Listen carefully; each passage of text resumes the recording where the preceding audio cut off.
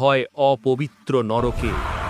জ্ঞানী ও বিবেকবান ব্যক্তি লাভ করে পরম গতি, আর পাপাচারীরা পতিত হয় যম যন্ত্রণা।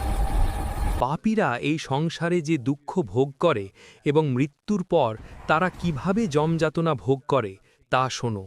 মানুষ তার পূর্বজন্মে অর্জিত পাপ পুণ্যের ফল ভোগ করার পর কর্মের বন্ধন অনুযায়ী তার দেহে কোনো না কোনো রোগের সৃষ্টি হয়। মানুষ দুশ্চিন্তা ও রোগে জর্জরিত হয়েও জীবনের আশা আঁকড়ে ধরে থাকে, কিন্তু তার অজান্তেই শক্তিশালী কালের আগমন ঘটে।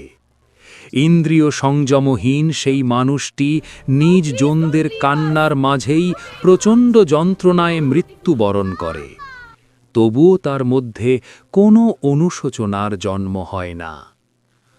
বার্ধক্যে দেহ বিকৃত হয়ে যায়, সে ঘরেই পড়ে থাকে, মৃত্যুর দিকে ধীরে ধীরে অগ্রসর হতে থাকে।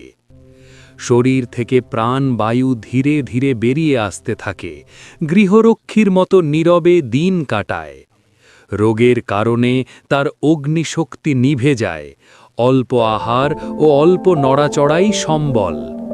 কফে নাড়িসমূহ বন্ধ হয়ে কাশি ও শ্বাসকষ্টে দেহ ক্লান্ত হয়ে পড়ে। চারদিকে আত্মীয় স্বজন ঘিরে থেকে তাকে ডাকলেও সে আর উত্তর দিতে পারে না, কারণ সে কালের পাশে আবদ্ধ। অন্তিম মুহূর্তে তার মধ্যে এক দৈব দৃষ্টি জাগে, সমগ্র জগৎ একাকার হয়ে যায়, কিন্তু সে কিছু বলতে পারে না। ইন্দ্রিয় সমূহ অক্ষম হয়ে পড়লে চেতনা জড়তায় ঢলে যায়।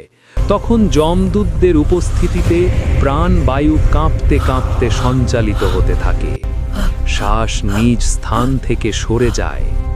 সেই মুহূর্তকে কল্প বলা হয়। সে সময়ে তার যে যন্ত্রণা হয় তা যেন একসঙ্গে শত বিষধর বৃশ্চিকের দংশনের সমান। তার মুখ দিয়ে ফেনা বেরোতে থাকে, মুখ লালায় ভরে যায়, আর পাপীদের প্রাণবায়ু নিম্ন দ্বার দিয়ে শরীর ত্যাগ করে। তখন ভয়ঙ্কর চেহারার দুই যমদূত সেখানে উপস্থিত হয়। তাদের দেখেই সেই মানুষটি আতঙ্কে কেঁপে উঠে ভয়ে মূত্র ত্যাগ করে ফেলে। এরপর